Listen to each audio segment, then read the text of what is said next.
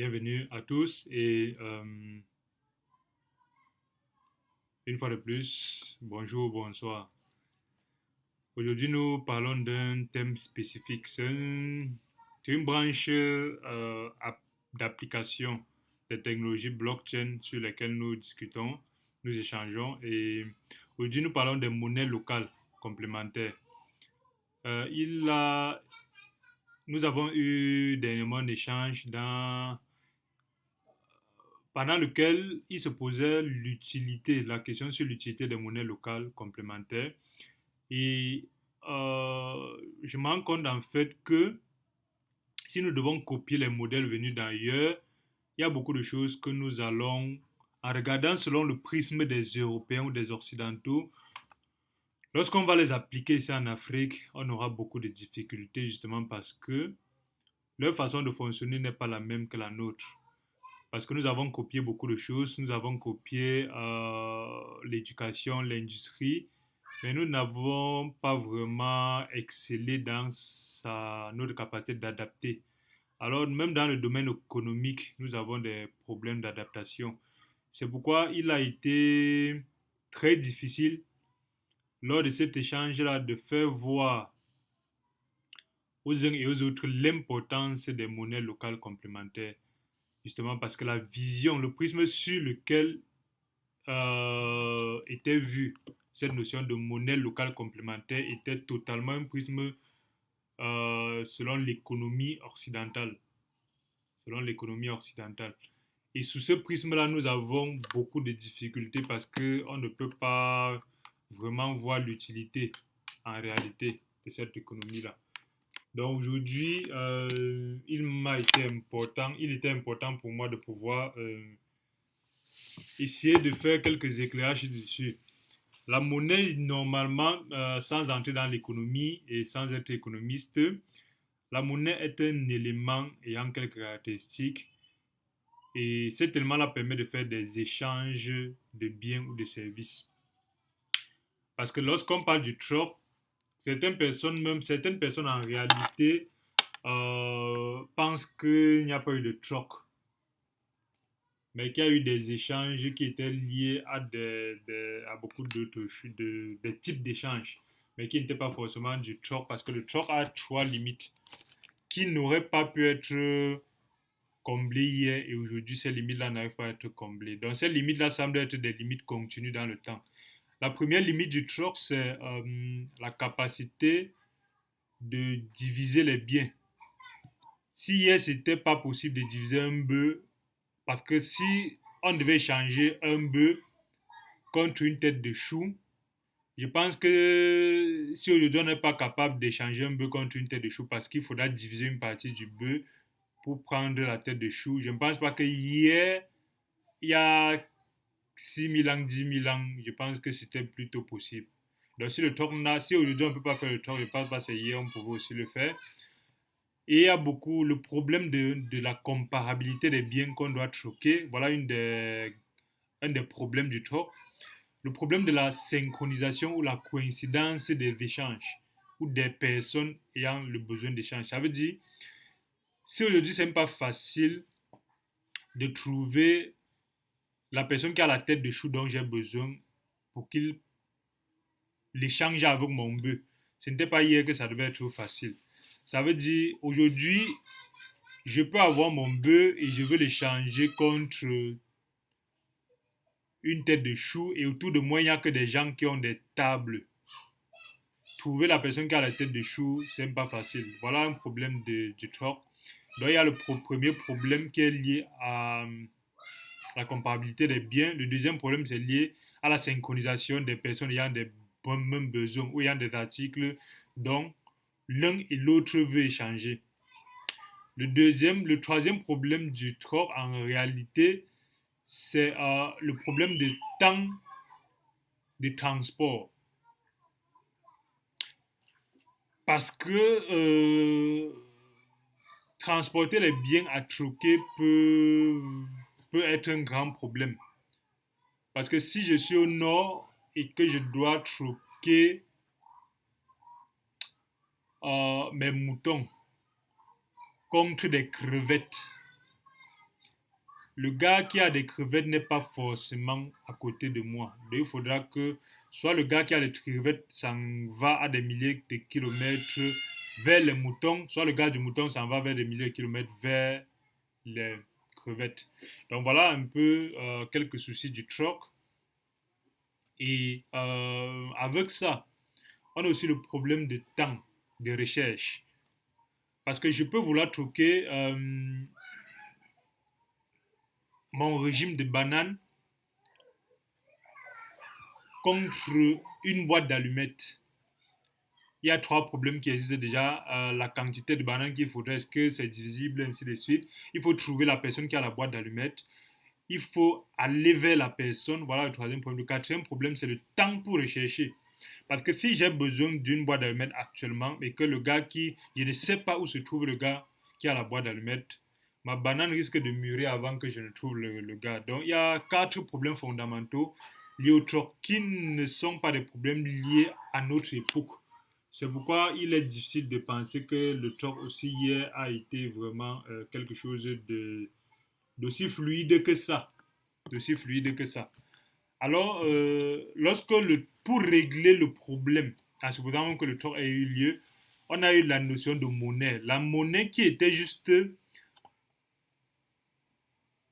un bien qui permettait de changer tous les autres biens. Ça veut dire que c'est un bien dans la communauté où nous sommes tous d'accord qui sur ce bien-là, on est tous d'accord, par exemple, que je peux échanger ma banane vers ce bien-là. Et lorsque j'ai ce bien-là, je peux échanger ce bien-là vers les crevettes. Ça veut dire que je n'échange plus banane contre crevette, j'échange banane contre peut-être, si on dit la monnaie c'est le sel, j'échange ma banane contre le sel. J'ai le sel. Parce que le sel a des problèmes a l'avantage de ne pas être périssable, d'être facilement transportable, ainsi de suite. Et on a aussi l'avantage que toute personne est capable de m'échanger son bien contre le sel.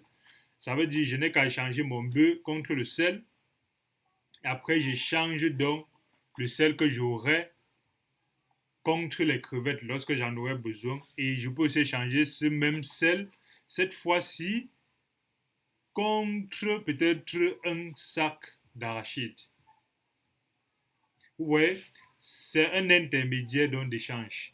Et avec ça, c'est quelque chose d'assez intéressant parce que la monnaie, en fait, au-delà d'être intermédiaire d'échange, c'est un élément d'évaluation des biens. Donc, on doit essayer donc de dire un bœuf vaut quelle quantité de sel et un kilo de crevettes vaut quelle quantité de sel. Ça évite de pouvoir faire une correspondance entre bœuf crevette, bœuf banane, bœuf goyave, bœuf service, bœuf puiser de l'eau, bœuf passer une journée.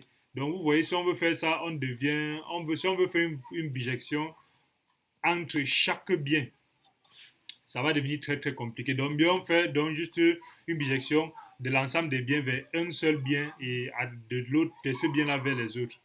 Donc c'est ça qui permet donc l'apparition des monnaies qui aujourd'hui la monnaie a plusieurs buts. C'est un élément d'échange commun acceptable par tous.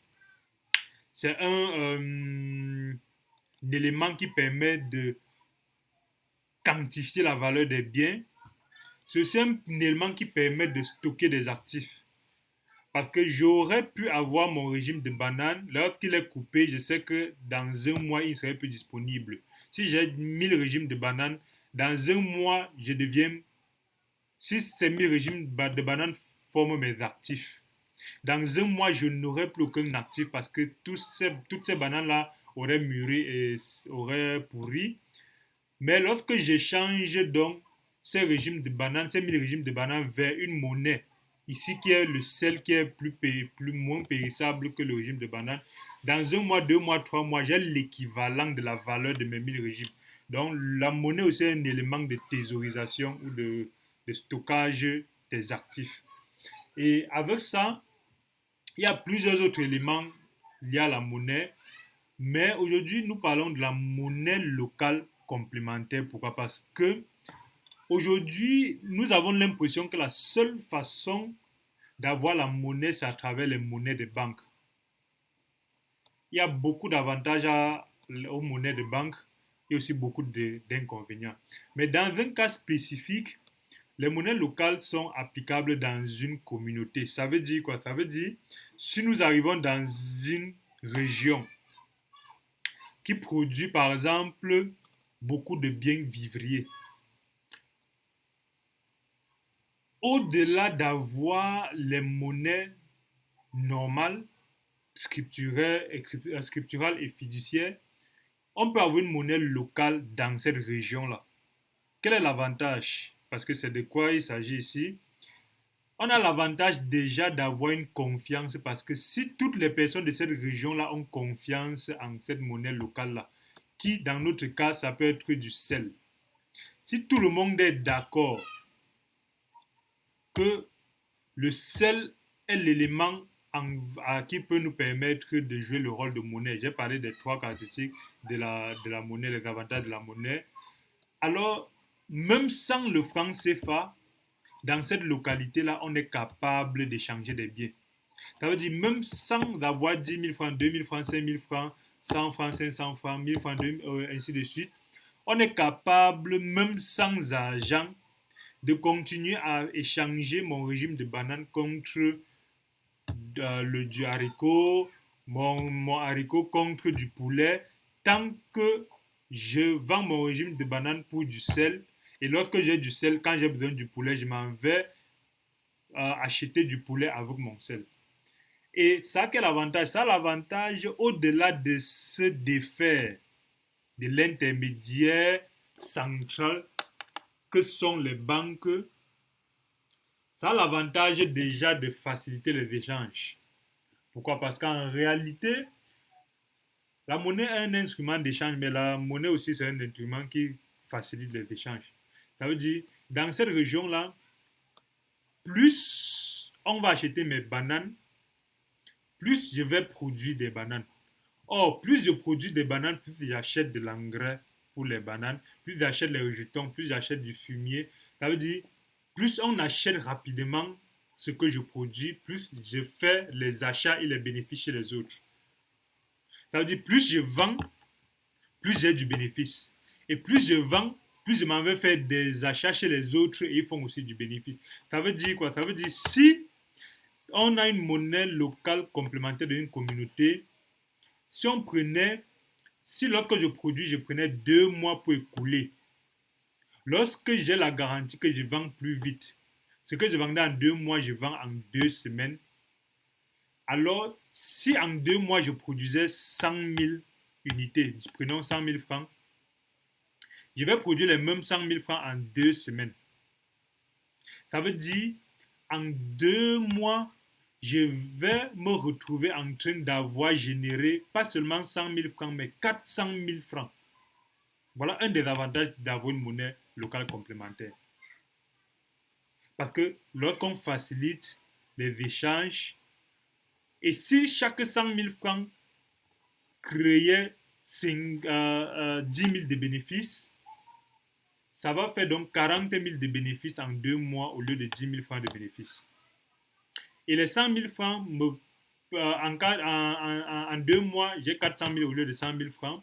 Et ça me permet dans la communauté d'acheter pour 400 000 en 2 mois au lieu d'acheter seulement pour 100 000 francs en 2 mois. Donc voilà un des avantages extrêmement importants d'une monnaie locale complémentaire. Et l'autre avantage, c'est de permettre aussi à chacun de pouvoir rapidement écouler ses biens, mais de permettre qu'on écoule rapidement les biens locaux.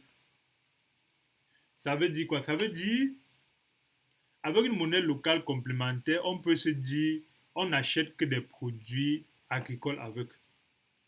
Et si on n'achète que des produits agricoles avec, ça veut dire que tous les produits agricoles vont tourner plus rapidement. On va plus rapidement les produire et on va aussi plus rapidement les consommer. Voilà le deuxième avantage.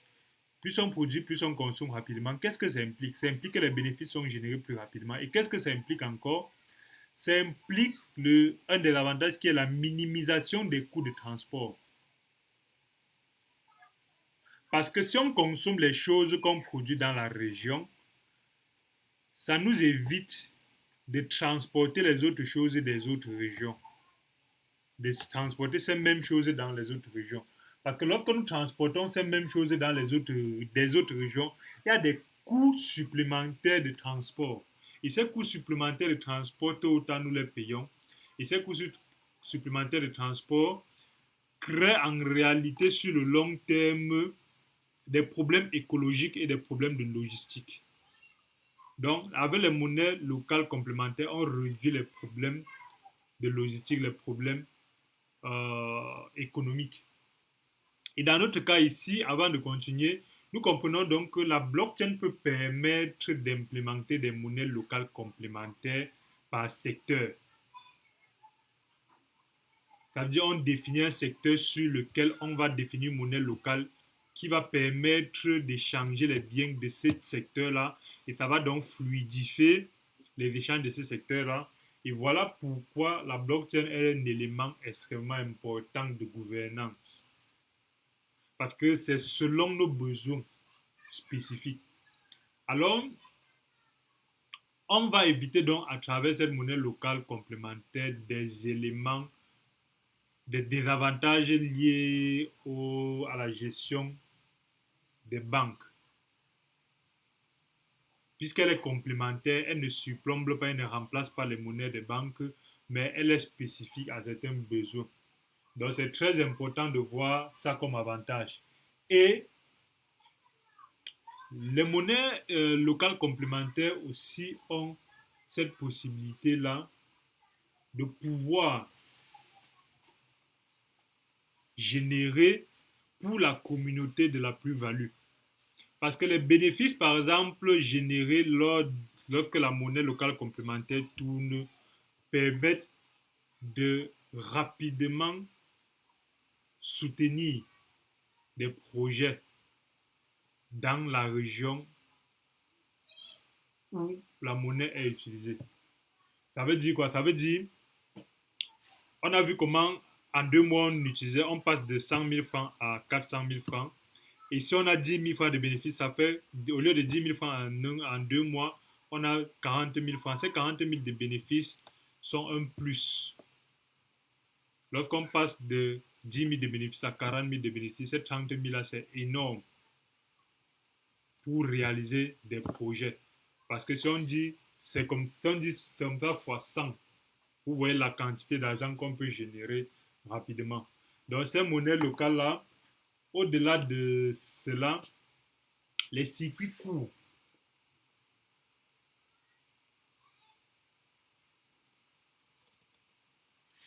Les circuits courts permettent d'augmenter dans le niveau de richesse dans un domaine.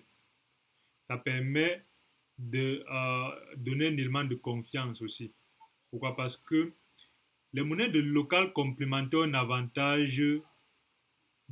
L'avantage, c'est que en réalité, personne ne veut prendre sa mettre en banque pour garder. Ça permet donc que lorsqu'on a ces monnaies-là, automatiquement on les dépense. C'est pas comme notre compte Mobile Money où on peut avoir 200 000 dans un compte Mobile Money et on dit, bon, je vais utiliser dans 6 mois. Non. Avec les monnaies locales complémentaires, on l'utilise le plus rapidement possible. Et vous voyez, lorsque l'argent tourne automatiquement, ça fait que les autres ont plus rapidement de l'argent. Parce que ce qui fait qu'on est obligé d'attendre 1 mois pour avoir de l'argent, c'est parce que souvent il n'y en a pas et il y a une périodicité. Mais si à tout moment, 24 sur 24, l'argent peut entrer, ça veut dire qu'automatiquement ça va aussi sortir pour aller vers les autres. Et ça, c'est un avantage encore énorme qui est lié à l'avantage précédent. Mais aussi, pour les monnaies locales complémentaires, dans notre contexte, on peut rapidement voir que en adossant cela à une blockchain, ça permet de gérer les transactions entre des personnes. Donc, dans notre cas spécifique, on gagnerait à créer Selon les domaines des monnaies locales complémentaires pour nous permettre d'augmenter ou de soutenir certains projets. Parce qu'il y a beaucoup de biens qui périssent dans certaines localités parce qu'il y a une lenteur d'échange de biens, parce qu'il y a une lenteur d'échange. Ça veut dire qu'on produit des biens, mais il n'y a pas de personnes pour consommer proches. Il faut transporter cela pour aller plus loin, trouver des consommateurs. Alors qu'avec monnaie locale complémentaire, pourquoi on n'arrive pas à transporter pour aller plus loin? Faute d'argent. C'est faute d'argent. Donc, si on a une monnaie locale complémentaire dans une communauté, ça permet que ce qu'on produit est rapidement consommé, ça permet qu'on reproduise encore plus vite, on reconsomme encore plus vite et toute production, consommation crée du bénéfice. Et ces bénéfices-là sont réinjectés dans la communauté. Et voilà un peu des principaux avantages. Donc, si on veut résumer rapidement, on peut dire, au-delà de l'importance d'avoir une monnaie qui est différente des monnaies de banque, les monnaies locales complémentaires nous permettent, un, de d'augmenter le taux d'échange des biens, d'augmenter la vitesse d'échange des biens. Et qui dit augmentation de vitesse d'échange dit génération plus rapide des bénéfices. Et qui dit génération plus rapide de bénéfices veut dire les gens vont plus travailler et plus on travaille, plus il y a de développement. Ça veut dire qu'en réalité, beaucoup se plaignent que nous ne travaillons pas assez, nous utilisons plus nos matières premières. Oui, mais lorsqu'on augmente rapidement le volume des échanges, les gens se mettent plus rapidement au travail. Et quand on travaille, tout le monde gagne. Tant les banques pour les monnaies conventionnelles que les localités. Donc, au-delà de cela, d'augmenter, de permettre aux gens de rapidement travailler, il y a cet avantage-là aussi d'être plus économique et beaucoup de problèmes arrivent dans les localités parce qu'il n'y a pas d'argent.